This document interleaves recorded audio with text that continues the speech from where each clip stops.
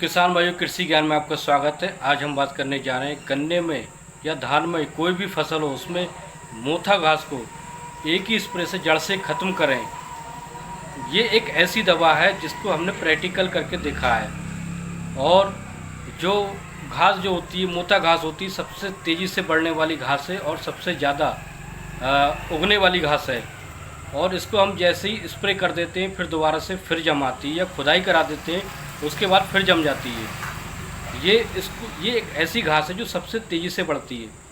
और इसको ख़त्म करने के लिए इसको एक ऐसी दवा आती है जिसको उसको जड़ से ही गला देगी, जड़ से ही ख़त्म कर देगी। किसान भाइयों, मोथा घास से हर किसान परेशान रहता है, क्योंकि ये घास जो होती है वो सबसे तेज़ उगने वाली घास है और हर फसल में ये हो जाती है। किसान भाई ऐसे होते हैं जो उसकी पैराक्वाइट की स्प्रे कर देते हैं। पैराक्वाइट जो गन्ने के बीच बीच में स्प्रे कर देते हैं, जिससे घास तो सूख जाती है लेकिन जड़ उसकी नहीं गल पाती है। और जैसे ही खुदाई करने के बाद दोबारा से फिर जैसे ही उसमें खाद लगाते हैं वो तेज़ी से जम जाती है। तो दोस्तों, आज हम एक ऐसी दवा के बारे में बात कर रहे हैं जिससे आपकी जो मोथा घास है बिल्कुल जड़ से ही ख़त्म हो जाएगी और दोबारा नहीं आएगी। तो उसके लिए आपको जब चाहे कोई सी फसल करें, चाहे गन्ने की, धान की या कोई और फसल करें, उसके लिए खेत को खाली छोड़ना होगा। यानी कोई फसल करने से पहले 1 महीना पहले इसकी स्प्रे करनी होगी। स्प्रे करने के बाद जब आप स्प्रे करेंगे खाली खेत में, तो जो मोथा घास होगी जितनी भी जमी होगी जड़ से ही गल जाएगी, दोबारा जम के नहीं आएगी।